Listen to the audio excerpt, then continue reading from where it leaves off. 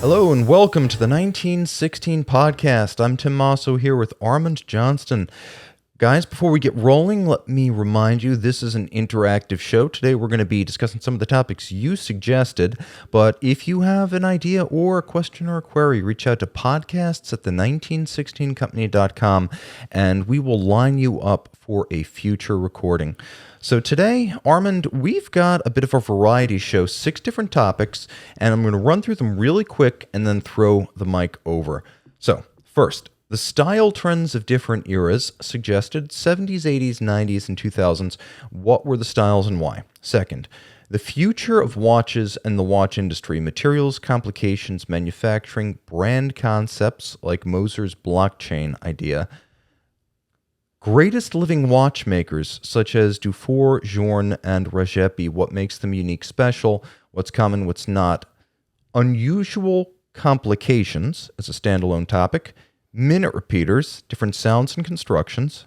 And then the role of watches and timekeeping in different contexts. For example, an entire podcast could be communicated on the role of watches in the military, art, science, science fiction, etc. So let's start with the first, Armand, and you don't have to give me a comprehensive chronology since the 70s, but in the 70s, 80s, 90s, and 2000s, or even just the last 10 years, what have been the dominant trends in style? You know, I guess this did really truthfully start in the 70s, but and I hate to beat a dead horse, but the luxury sports watch craze really did kind of start in the early 70s with that of the Royal Oak, followed by the Nautilus, of course. And, you know, there were things like the bull of a Royal Oak, for example. I think that is one of the trends that kind of encompasses the 70s, 80s, 90s, and double aughts and goes into modern. I guess rolling into the 80s, I wouldn't necessarily call gold a trend, but that's what I would put in the 80s. Colored metal, bracelets, interesting textures, interesting bracelet designs, pseudo integration to case, but not necessarily the defining factor. Yeah, and I think that's a fair assessment. I would say that because luxury watches as a type became the dominant force in mechanical during the 80s, if you were still making mechanical watches by the 80s, and we're not talking East Germany or like communist China, but if you were still in the West making mechanical watches by 1985, you were probably aiming at a luxury market, and it was an era of conspicuous consumption, and there was no bashfulness or shame about wearing gold openly.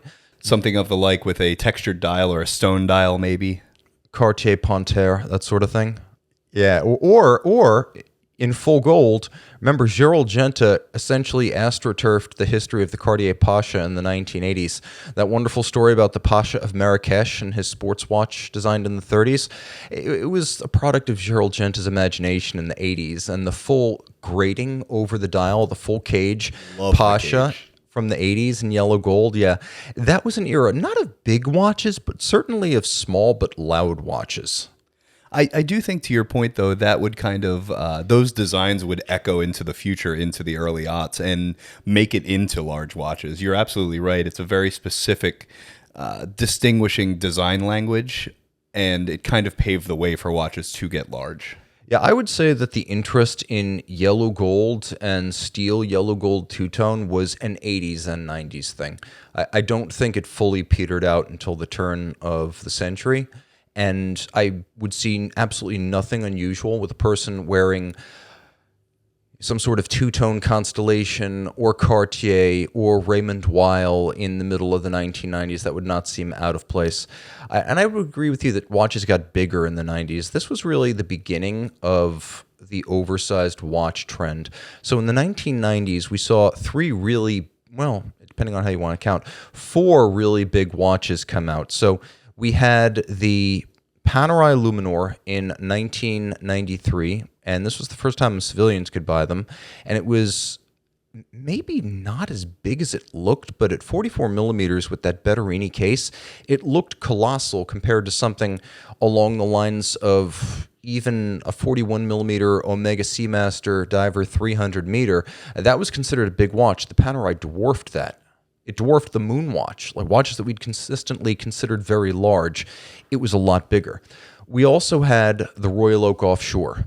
during this period. And 42, yeah, on paper, but it's a 42 that wears like a 45. And when you add a full bracelet, it looks monumental even today. That lug end to lug end measurement is really what kills the size of the offshore. It wears like a cuff across the wrist. If you have the wrist for it, it looks great, but I personally do not, unfortunately.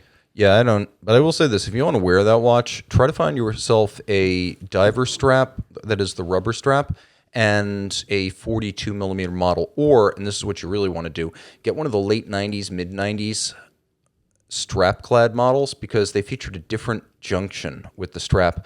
The earliest strap-clad Royal Oak offshores were not compatible with bracelets, and they had a conventional lug spacing without the plots, those intermediate links. Those early, like first 4 or 5 year Royal Oak offshores on straps were a lot smaller than the later ones because they don't have those plot links.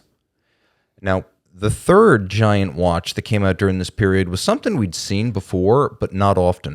1993 was a big year for IWC. It was their Jubilee, and the Jubilee was marked by the series revival of the Portugueser, or the Portuguese, originally created in 1939 as reference 325. It was a wristwatch built to take a pocket watch movement, so effectively not being converted from a pocket watch, but built around a pocket watch caliber. It was the first purpose-built oversized watch.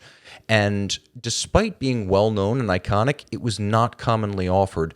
Between 1993 and the first Portugueser in 1939, maybe 600 were made, so it was not commonly offered. However, from 1993, starting with reference 5441, we started seeing the Portuguese as a regular offering in the catalog that was always available. And the idea of a 42, 43, 44 millimeter watch was, especially when a dress watch is brought into the equation, almost unheard of at the time. Dress watches bigger than 42 millimeters at the time were almost always World War I era officers' watch conversions of pocket watches. So those were the really big watches of the 90s that are still with us today. But shout out to the 1998 Patek 5070, a 42 millimeter chrono that seemed absolutely gargantuan for a Patek dress watch in the late 90s. You know, something that you mentioned earlier that kind of, started a ways back, got popular in the 80s, cruised through to the 90s. I would say the two-tone craze made it to the early double aughts and into things like the Avenger, and not quite a Super Avenger, but into a lot of what I would consider an early double aughts trend, which is Breitling. I'd agree with that. I think Breitling realized who its customer was in the 2000s. Breitlings of the 90s are not universally huge or bombastic, but by the time you get to the 2000s, they are going for that Avenger, Super Avenger, sometimes Eastern European customer who wants a high-impact watch. And I would be very surprised if there wasn't a lot of customer crossover between the Ulysse Nardin of the 2000s and the Breitling of the 2000s. Absolutely. I can absolutely see the parallels drawn there. Now, back in the 70s, and I guess we'll put a bow on this, but the 70s, yeah, there was that integrated bracelet sports watch thread of design, but there was also a flailing going on as companies, mostly making mechanical watches, but not exclusively, decided that they needed a different selling point. So you started seeing watches that were both designed to compete with quartz and designed to compete with Japanese manufacturers. So many Swiss brands did go over to quartz, and we saw adventurous designs like the original Piaget Polo. We saw the Hamilton Pulsar, which was a crazy watch. Gigantic tonneau with LED quartz timekeeping. We saw watches that were bizarre side-scroll style displays like the Amita Digitrend, outrageously weird case shapes like the Zenith El Primero TV screen, the JLC lugless E877 Snowdrop. There was the Tissot Astralon, which was a plastic mechanical watch. Wondering if we can't compete with the Japanese on price in the quartz sphere, can we offer a similarly disposable watch that happens to be mechanical? And I think it was the Aegon Watch Company that made this thing, but the Astralon was a plastic watch with a plastic movement. and a lot of its fabrication techniques anticipated the Swatch watches that would come later. So, as with every era of watch design, the 70s sort of laid the groundwork for what would come after. There was just this huge explosive flailing trying to find something that would allow mechanical watches to hang on first, but then more broadly allow the Swiss to hang on as they faced an onslaught from the East. So underneath the integrated bracelet high luxury sports watches, there was a lot of soul searching going on that created an incredible diversity in this era. Do you think at all, Tim, that time period of kind of that floundering put a pause on innovation in the mechanical watch industry? Oh yeah, without a doubt. I would say that at that point, innovation in the mechanical watch industry, there were small victories. 1980 and the Coram Golden Bridge recommitting to a mechanical movement made of gold. 1978 and the Audemars Piguet automatic perpetual calendar sort of reconfirming AP was going to stick with mechanical complications. Little things like that. I don't think there were any big victories for mechanical watch movement development in this period, because almost everything after about 1975, mechanical movement design was sort of put on hold, and nothing embodies that more than the parts and tools for the El Primero production being stuffed in an attic during this period. I think everyone believed that quartz was the future for both luxury and run-of-the-mill watches, and there was very little flowering and reignited interest in mechanical innovation until the mid to late 80s. Again, there were little intriguing innovations during this period, like the peripheral rotor Patek 350 caliber, but it's almost like talking about what kind of automotive design took place during World War II. There was a very low level of customer-focused development with post-war design in mind, but almost everything the auto industry did during World War II was geared towards the war effort. And so the cars before the war looked like the cars after the war. And a lot of the movements that emerged from the quartz crisis, all sorts of chronograph calibers and base automatics, 2824s, 2890s, Valjoux 7750s, Lamagna 1350s, and 5100s. The most common automatic and mechanically wound watch movements of 1987 were pretty much the most common mechanical movements of 1977. Do you think if the brands had stayed the course through the quartz crisis, now this is a bit of a loaded question, we would be in a different place, orologically speaking, than we are now? I don't think so. I think at some point you don't have a choice. The sheer number of companies that failed and people who went unemployed indicates that it wasn't much of an elective decision. I think bankruptcy struck some brands that had stronger clienteles, retailer networks, and maybe a selling point somewhere beyond utilitarian timekeeping. They were able to keep going. I think the premium brand was probably the strongest through this period. Look at, Patek Philippe. There was never any serious concern about what would happen to Patek Philippe in this period. And that's, Audemars Piguet through this period. Not meteoric growth from 75 to 85 perhaps, but also no imminent threat of bankruptcy. So I think it was the company making the super premium watch that survived, in the same sense that very limited artists sketching portraits probably lost a lot of business to photographers in the 19th century, but the master painting family portraits for rich guys, he probably had a full book of business, and it's the same in the watch industry. I think the ones that folded because they couldn't, not because they wouldn't. Fair. Okay, so the future of watches in the watch industry. This is an interesting period because it's no secret that we are somewhat down from the peaks of the immediate post-COVID period. So that roughly late 2020 to mid 2022 period, that sort of easy money in the watch industry when every boat was rising and generally manufacturers were overbooked, wait lists were rife, aftermarket markups were huge.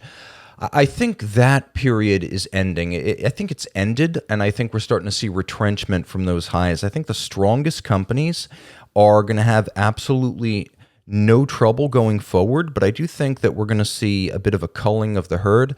It's no secret, just the other day, the Sowind Group, which includes Ulysse Nardin and Gerard Perregaux, announced that it was taking advantage of a Swiss federal government program that allows them to keep employees on board by drawing on something akin to the Paycheck Protection Program from America's COVID relief period. So they've got about 320 employees, and you got two brands, GP and UN, that are somewhere in the 5,000 to 10,000 watch range a year. So this is not some small manufacturer like de Bethune with a few dozen people or Journe with his 12 to 20 watchmakers. These are almost industrial scale concerns, and I suspect we're going to see many more like this going forward. You know, my favorite funny thing to watch from the 2020 to 2022 period was the emergence of everybody creating a rainbow watch of some sort. Rainbow gem setting, rainbow dials, funky colors, the outlandish where it wasn't invited or needed in any way. Yeah, that and the color green. Well, I'm a sucker for green, so I appreciate that trend. I'm pulling for purple next. Yeah, I think it's going to be purple or it's going to be brown, but I digress. The bottom line is that this has been a challenging year so far, unless you're selling watches in the United States or Japan. So, Hong Kong, sales in July, down 19%. Mainland China, sales in July, down 32.8%. USA, up 11.3%, and Japan, up 25.6%. Something interesting is happening in Japan, but if you look around the industry, the year-over-year growth went from 10% year-over-year in August of 2023 to just about flat year-over-year in June to July of 2024. So I do believe that at this point, we are looking at a bit of a pause. And so the future of the watch industry, I think, is going to be driven in the next 18 to 36 months by companies that have strong dealer networks, and not necessarily factory boutiques, but dealers that are able to engage with the community, bring people into events, prove to them that the dealer cares about the customer even when the pocketbook isn't open, and sees itself as a cornerstone of the community rather than just an opportunistic seller. I think that companies that understand that and work with those dealers are going to do better.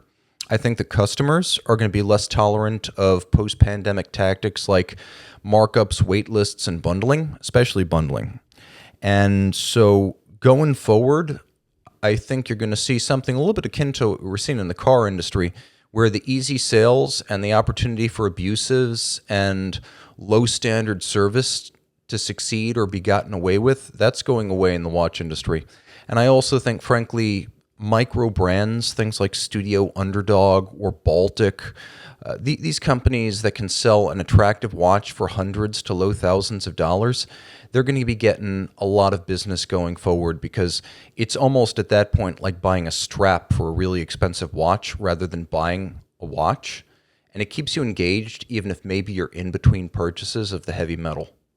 I think that's very well said. I wanted to touch on the your point to Japan. I think the quote unquote Japanese secret is out a little bit in regard to how honest the dealers are there, how good of condition the product is. Everybody that I have personally encountered who has purchased through a Japanese dealer has gotten a fantastic price, a fantastic watch, fantastic service, and the watch overall is in excellent condition, which is, it's really something to say for, I'm being a bit hyperbolic when I say the entire Japanese market, but I would actually call it the vast majority of the Japanese market is remarkably honest. The watches are clean, and I think that's where we're seeing some dealer activation as well, to kind of touch on that. The dealer market in Japan probably propping up the dealer market in large portions of the United States here and there, and potentially even in Hong Kong. Yeah, Japanese dealers, I'll tell you, go on Chrono24, pick any model, sort the cheapest ones, and all the ads are in kanji. And it's not a scam. It's just the prices are more reasonable in Japan, and that's a function of a million different things economically, but that is where the values are. So if you look at the top 6 markets for watches in the world, these are markets for Swiss exports this year. Here's what they've done January to July. United States of America up 4.9%. Japan, which is number 4. USA is number 1 in terms of imports. Japan's number 4, up 10.9%. Number 5, UK, flat. Number 6, Singapore, flat. Number 2, China, down 23.2%. Number 3, Hong Kong, once far and away the number 1 importer of Swiss production, down 19.5%. So another trend going forward is going to be wild disparities in the fortunes and favors experienced in different markets. And I think while this is a global marketplace, national markets and local economic conditions and dealer network quality still definitely matter. And there's your proof of it right there. I think the end user is occasionally a little bit gun shy when it comes to purchasing outside of their local market. You know, obviously the United States is a very large local market, and I think fewer U.S. based end users are worried about dealers being nefarious in the States than they are, across the pond or across the Pacific, depending. But I do think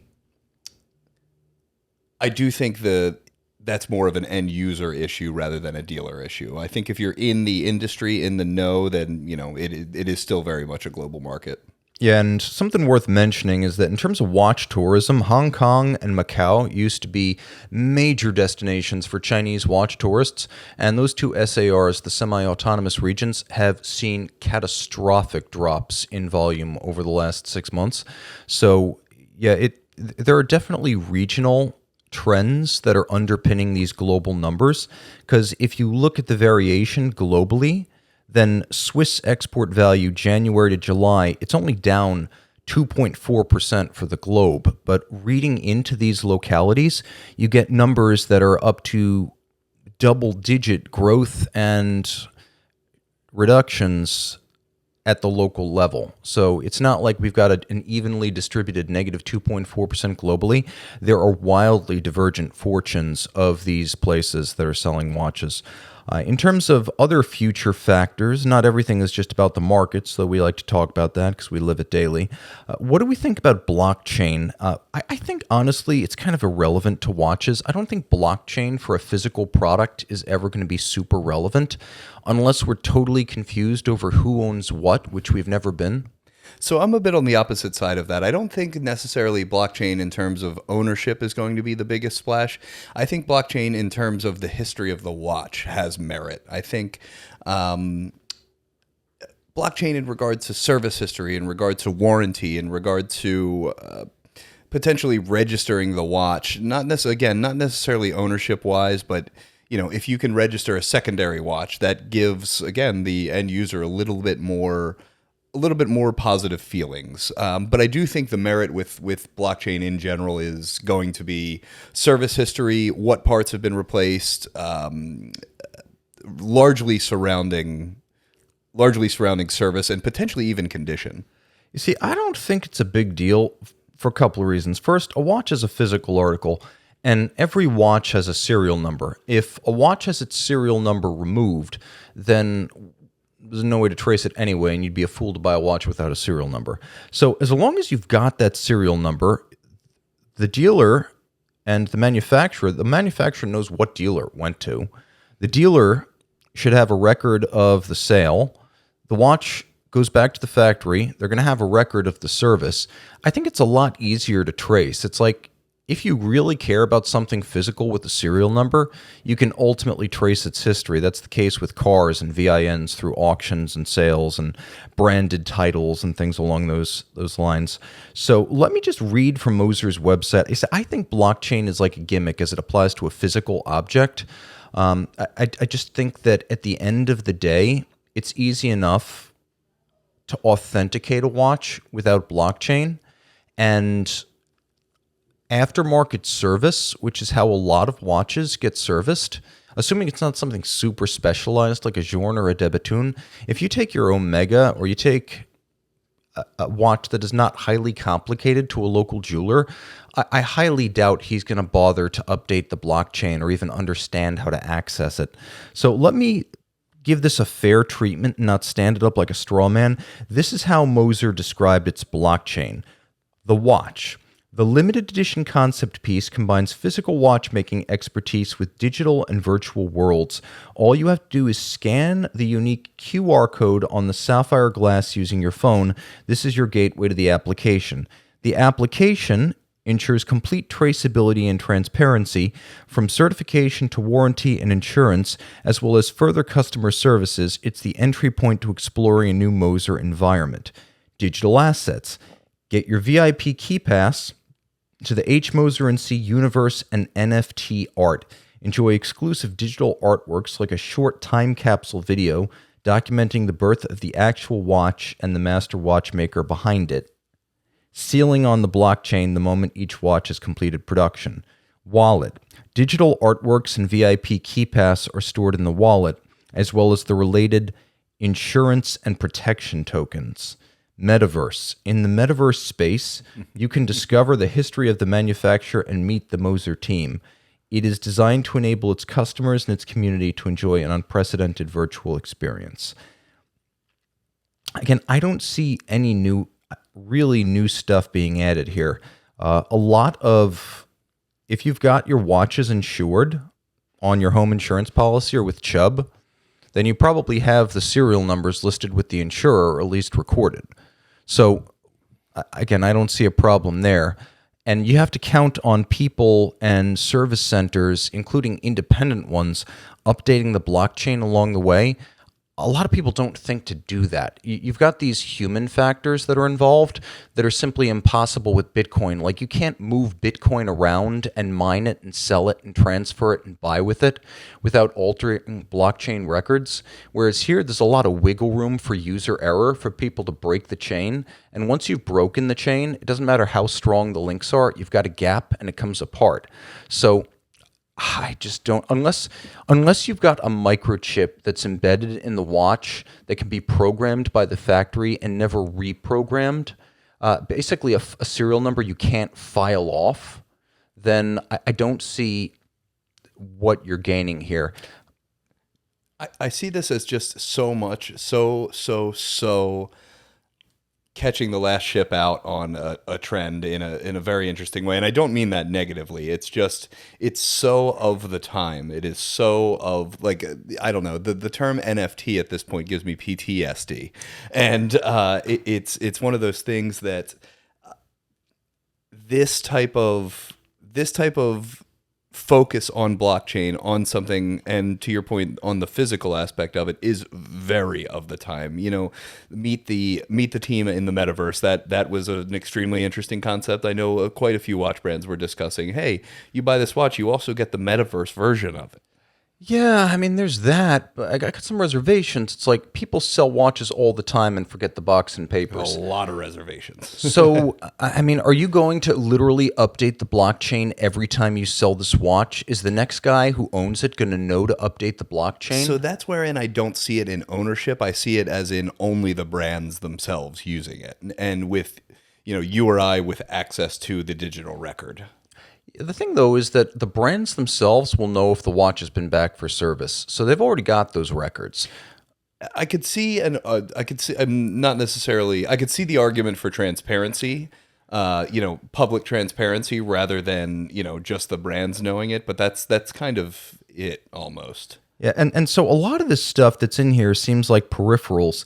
And just quoting their literal website, get your VIP key pass to the H. Moser & C universe and NFT art. Enjoy exclusive digital artworks, time capsule video, and the birth of the watch, the master watchmaker behind it.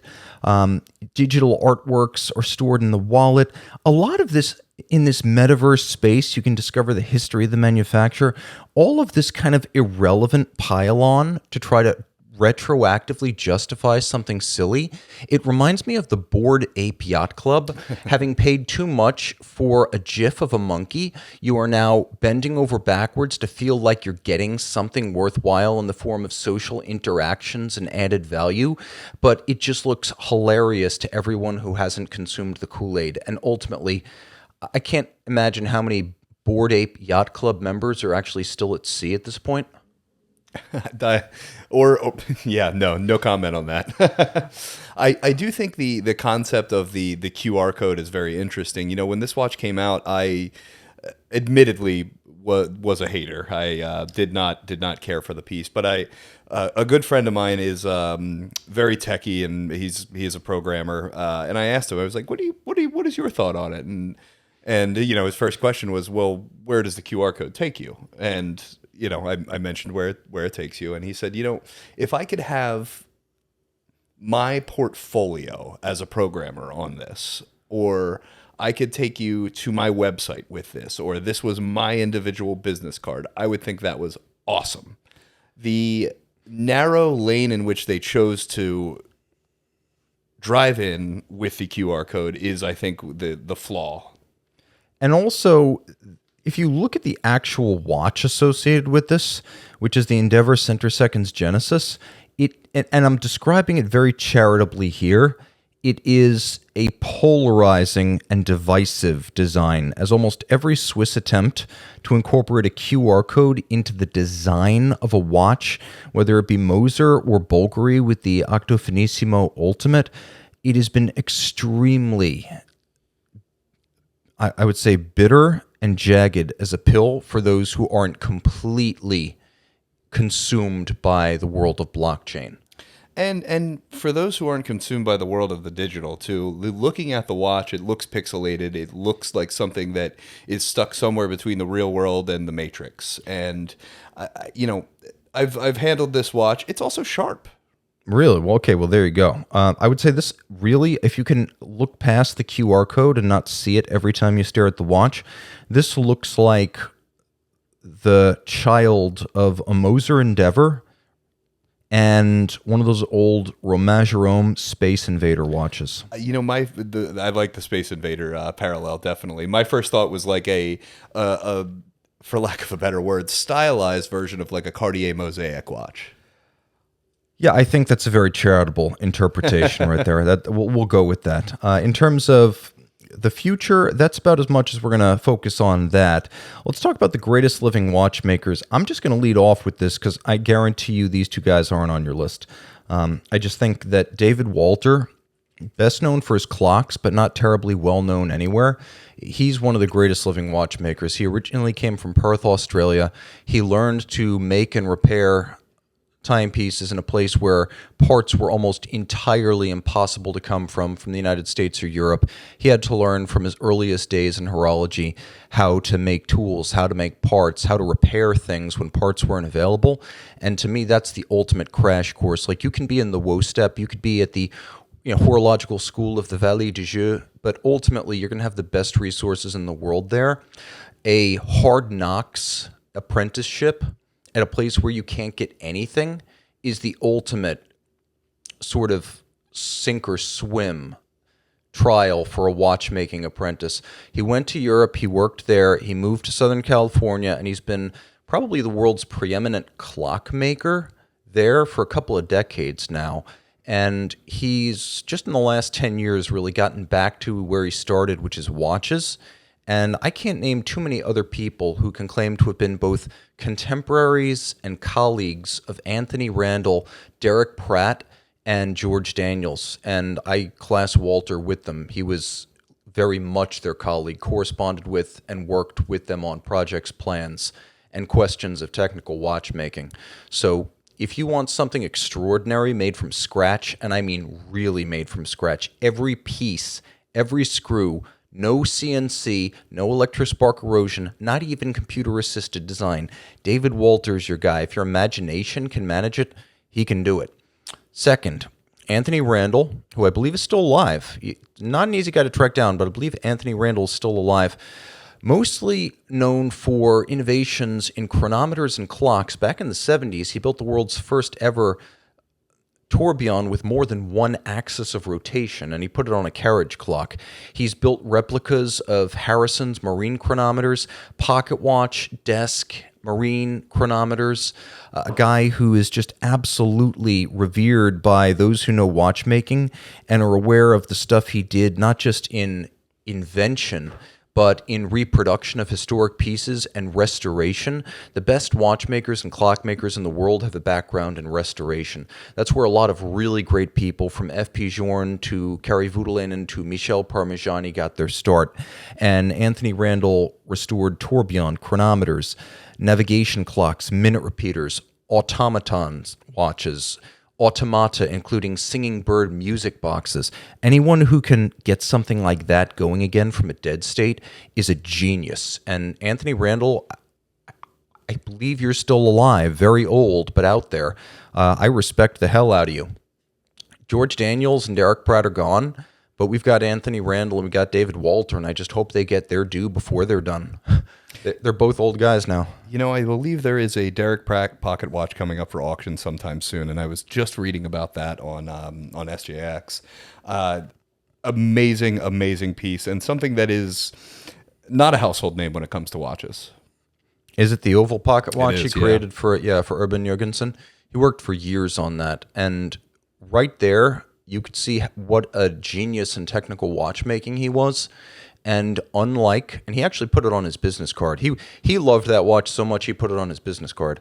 But unlike George Daniels, he was interested in technology brought in from outside of watchmaking, and he was also excellent at finishing in a way that Daniels maybe could have done but didn't bother to do. Because Daniels was often making watches more for himself than anyone else. Like if you wanted to buy one of his pieces, you would put up with whatever idiosyncrasies he had, and he didn't put much stock in finishing. Whereas Derek Pratt's stuff, when he made the effort, it was beautiful. And that oval pocket watch, which includes an incredible number of technical refinements, might be the greatest pocket watch created in the last 100 years. And yeah, I'm including the Caliber 89. I'm including Vacheron's Mega Complication from about 8 years ago. I'm including all of them. I think this was the greatest pocket watch of the last 100 years. And Derek Pratt is the equal to George Daniels that a lot of folks haven't heard about. I will say this. It's not easy to get your hand on an actual Pratt watch or clock. I recommend looking into the Charles Frodsham double impulse chronometer. 8-year waiting list, but they occasionally come up for auction. That is a watch in which he had considerable input. So not under his name, but very much in his image. So yeah, Derek Pratt, unfortunately deceased like George Daniels, but in terms of great watchmakers, I think we know F.P. Journe, Recep Regepi. No real surprises there. Denis Flageolet of De Bethune deserves to be mentioned with them, because a little bit like Derek Pratt, who, for example, was an early proponent of what became electrospark erosion, Denis is interested in bringing in technologies from outside of traditional mechanical watchmaking and applying them to mechanical watchmaking. So I think Denis is not just an auteur in that the things he creates are always weird, offbeat, and distinctively him, but that he is a real innovator who's looking beyond the bounds of springs and wheels and levers. There's Resonique, his high-frequency oscillator, and he's been publishing white papers on that now for 12 years. There is the sensorial chronometry, where he'll literally put a computer with accelerometers and thermometers on your wrist for 2 weeks, let you beat the crap out of it, and then he'll use that computer input to build you a mechanical watch that can withstand your use case. So I think Denis needs to be mentioned there, and not just because 1916 company owns De Bethune. You can go back to 2016 and hear me saying great things about Denis Flageolet. We didn't buy the company until 2021. So I would also say some up-and-comers. I mean, Josh Shapiro at this point. Is anyone in the United States other than Roland Murphy making every part of a watch in-house?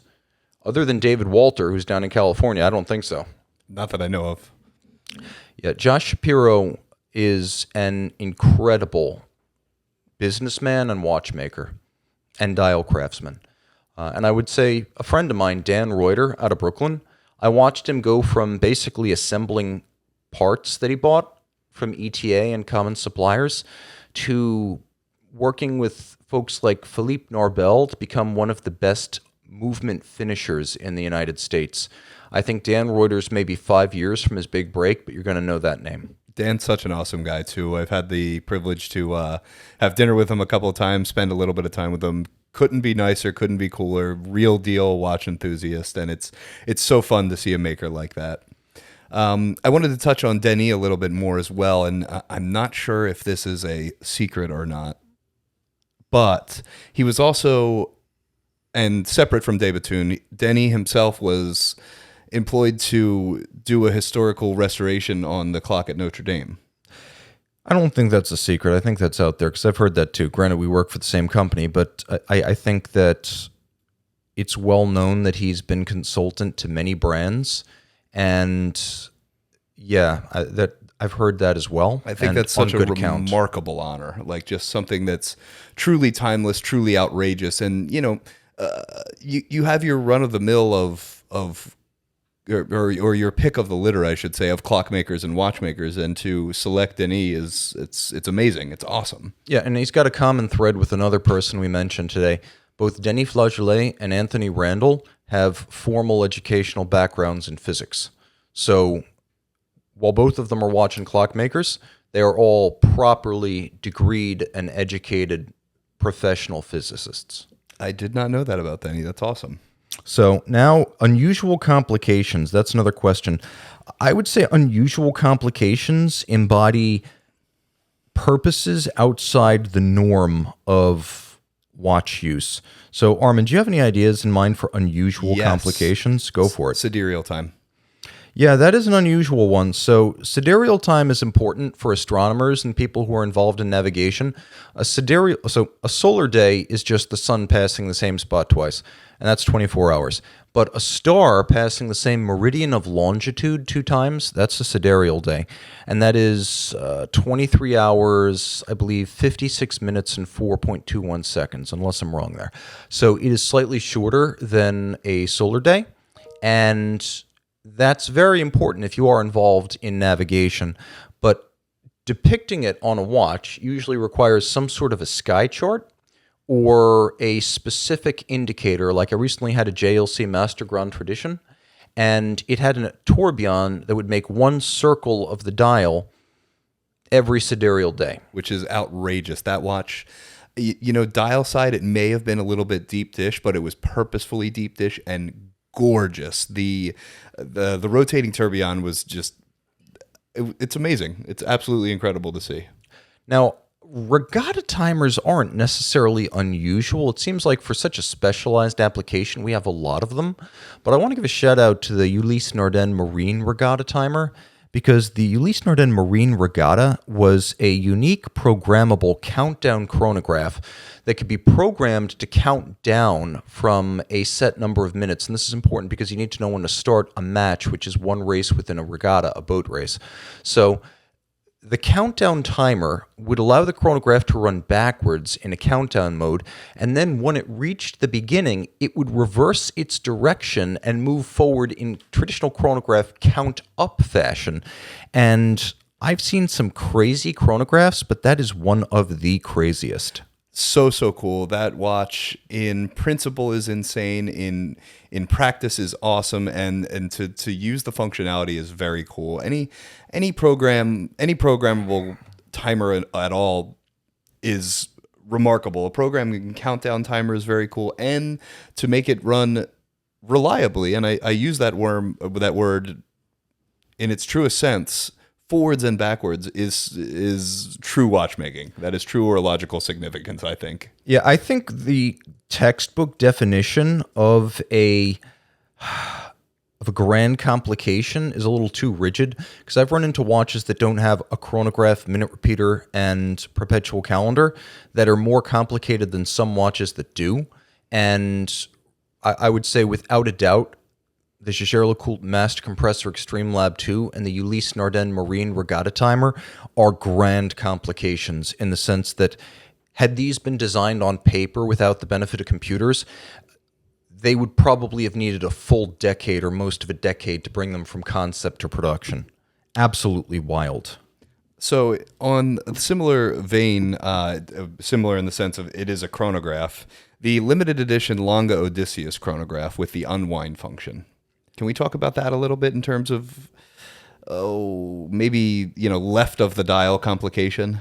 Yeah, go for it. So if I'm understanding this complication correctly, it is a chronograph that will, when you reset it, unwind the amount of times counterclockwise that it has elapsed clockwise, which I don't fully know the mechanism or reason behind it, Tim. I think the idea was basically just to do something different. I mean, let's be honest. If it had turned out to just be a German 5980, would anyone have cared? I'm sure they'd sold it, but I don't think when they were developing that watch, they realized how hot the Odysseus was going to be. I think they felt they needed to kind of scream out for attention.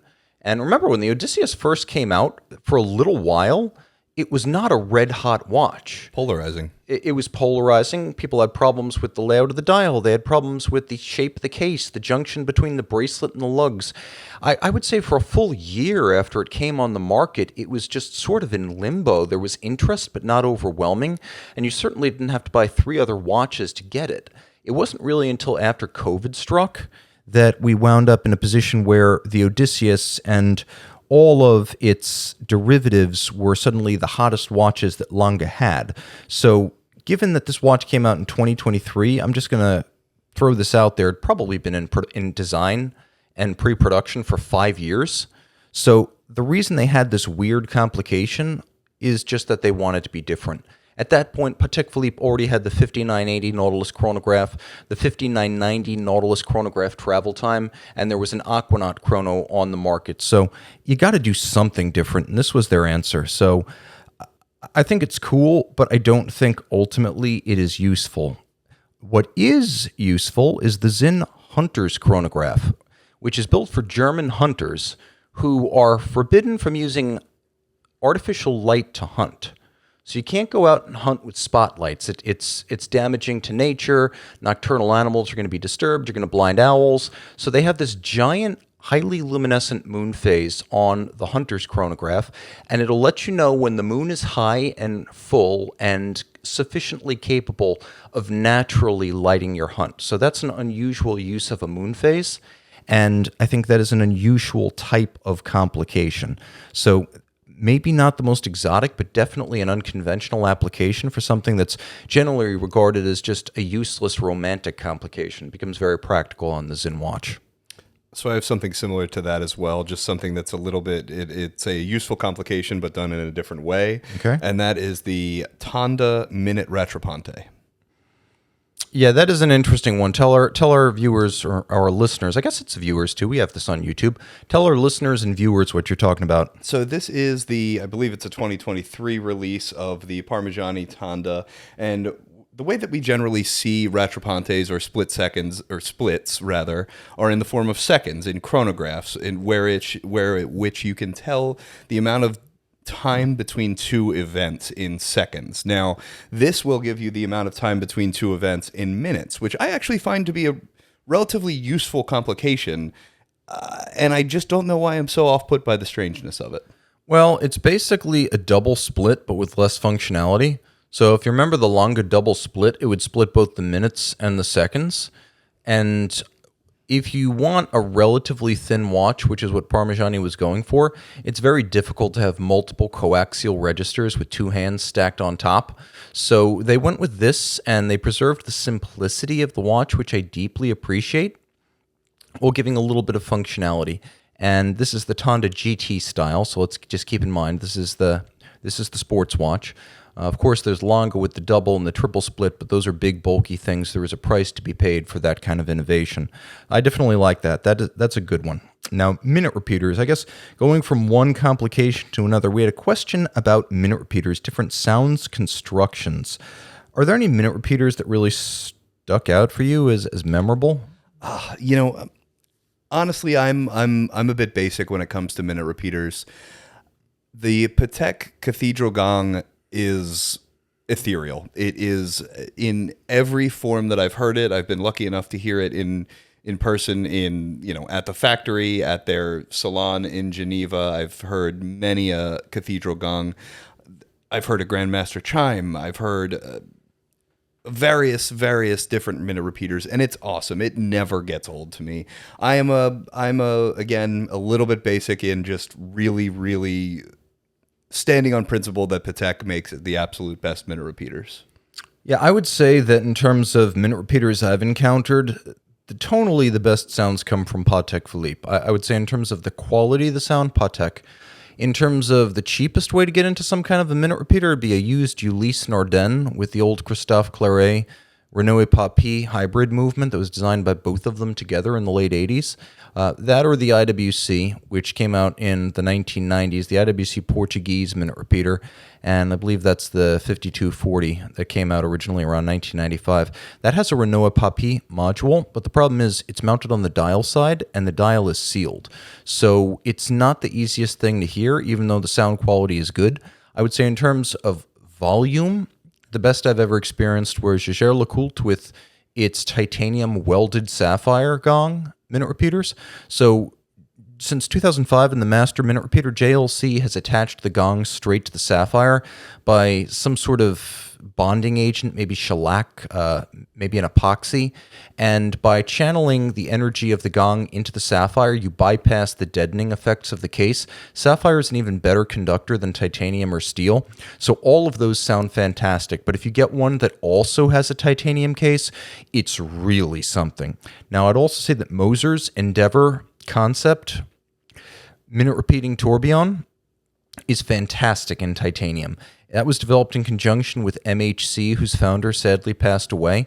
But not only is this the best finished Moser movement I've ever seen, it's also one of the best sounding and loudest repeaters I've encountered. Finally, there have been some watches out of Girard-Perregaux that have used what are frankly probably collaborative efforts with Christophe Claret. But for example, the triaxial minute repeater in titanium with huge sapphire domes, one of the loudest and best sounding minute repeaters I've ever encountered. And while not cheap, the depreciation from what it costs new make it a buy for someone who has the money and the opportunity. So yeah, if you just want a great sounding minute repeater, try to get one that's titanium or steel. Steel would include all of the Journe chiming watches. Titanium is going to be like your Moser, Girard-Perregaux, and a couple of options from Jaeger-LeCoultre. Not exclusive, but that's what I recommend. If you just want the best sound, the tonal quality, then go with Patek Philippe. Okay. The role of watches and timekeeping in different contexts, military, art, science fiction. Why don't you lead off there, Armand? I'm going to give you the pick of some context for the use of a watch that's not strictly, I guess, telling time at your office or diving. This is a really deep one, quite honestly, and there's countless stories surrounding all of the everything from military to art to science fiction. But I would discuss it in the form of science fiction first and foremost, just because in the modern era. Well, for example, we see a movie like the second installment of Dune come out, and Hamilton has a watch in it. So now when we see these kind of futuristic science fiction movies, a lot of times there are watches associated. I believe there's a watch associated with the new Blade Runner movie, and that's always fun to see because that's a mix of pop culture and the idea of necessity. I think as we move forward in the future with more wearables, we have, our iPhones, our iWatches, potential augmented reality coming forward.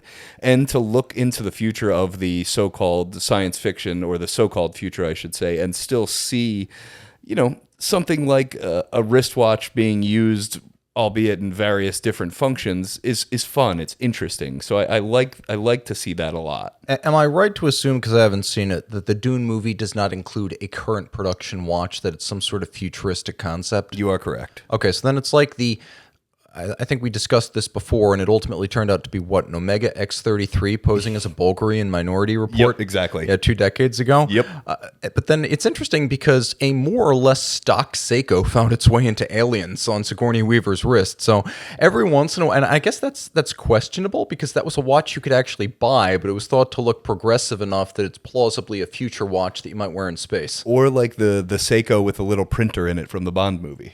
Yeah, that's true. I think it's tough if you've got a future a futurescape. It's difficult to put things that are recognizably 20th century products in there unless they're supposed to be antiques or vintage, holdovers. Unless you call it out, like the Chuck Taylors in iRobot. Yeah, that's a good point. That is a good point. Chuck Taylor's, and I think there was also an Audi car like a futuristic Audi concept car. You're and absolutely iRobot. right with global wheels. Yeah, I wonder if we go back and watch Back to the Future Part 2, if there are any recognizably 80s or 80s concept watches in 2015. I've never watched that movie from that kind of critical perspective. Maybe it's worth looking into. Maybe it's worth rewatching the weakest of the Back to the Future trilogy. I do think, the character Biff has a 2024 ripple effect. Believe it or not, the guy, what's his name? Is it Tom Arnold or something like that? But he's a popular YouTuber now. Really? Yeah. I feel like I'm probably remembering his name wrong, but Back to the Future. What's his name? It's Tom Wilson, maybe, or what's it? What is his name? Tom Wilson. Yeah, that's his name. Tom Wilson. He plays Biff Tannen. He's a comedian. He does stand-up acts. He's actually had a pretty good career. He's not been like a big screen guy consistently, but he's got a following. So yeah, maybe we can reach out to him as fellow YouTubers and ask him questions about watches in the movie. So, okay. So yeah, I think my interpretation of watches and special applications, for me, I would say the most interesting was when I was in boot camp. And when we were in boot camp, they wanted to disorient us as much as possible and take us out of our comfort zones so that we could be, reprogrammed, indoctrinated, sort of leveled out, deleted, and rebuilt the military way. And so one of the things they did was they took watches away. And so not knowing the time was one way they kind of disoriented you and pulled you away from the civilian world. And only leadership in your boot camp regiment, in your individual class, could have a watch. And we had a person who was effectively the CO, and I was the XO, which kind of suited me because, the XO is kind of like the hard ass and all, like the stickler for detail and discipline and cleanliness. So I had a watch, and I was the only one who knew what time it was for months on end. I had to have a watch because I had to be able to get that part of the regiment to the different evolutions, workouts, lunch, trainings, inspections, all that stuff, the wet trainer, the fire trainer. And so I was in this bizarre parallel world where I knew what time it was because I was leadership in the regiment, but no one else did. And so it was just my old Casio G-Shock that I got when I was 14, but 10 years later in boot camp, I was using it for an actual military purpose. So it's a military used watch. But being able to have that insight when no one else did, it was so disorienting being in that regiment. We were on a fairly simple 3-floor building, and they blacked out the windows and they kept us away from entrances. And I swear to God, that place might have been the labyrinth the first 2 or 3 days we were there because they made it so hard to get your footing and figure out where you were or even how to get out of a building. And taking time away is one way that they sort of broke you down and rebuilt you in kind of the Navy's image. That's remarkable. I take for granted knowing what time it is at all times, and that's like a heavier version of what casinos do. Yeah, right. Again, that's another place where they want to make you forget time. Yeah, cause you to lose your bearings and forget time. And I can tell you, having that watch, the first week I was there were no leadership positions or anything. I felt like I'd been hit over the head and spun in circles. It was incredibly disorienting and unnerving. And I had that watch, and I had that one link to the real world that no one else in a boot camp environment did. And it was purely utilitarian. I just had to have it to get people to the right place on time, and it changed everything for me. And later on, when we did indoc of the incoming classes to the regiment, you could see all the psychology that was being used and how important it was to cause them to lose their concept of time. And the watch was such a huge part of that. So maybe that's not an application that's super specialized, but it's definitely a specialized memory of using a watch in a very high-pressure professional application. And I think that's the best I can do for an unusual use of a watch. I think that's pretty spot on. All right, guys. So if you want to reach out to us, I am always going to be podcasts at the1916company.com. I am not in sales. Armand, however, is. If you want to buy something from him, Armand, where can they find you online? You can find me on Instagram at It's Me Armand, or you can feel free to email me at armand@the1916company.com. For all you listening and watching, time out.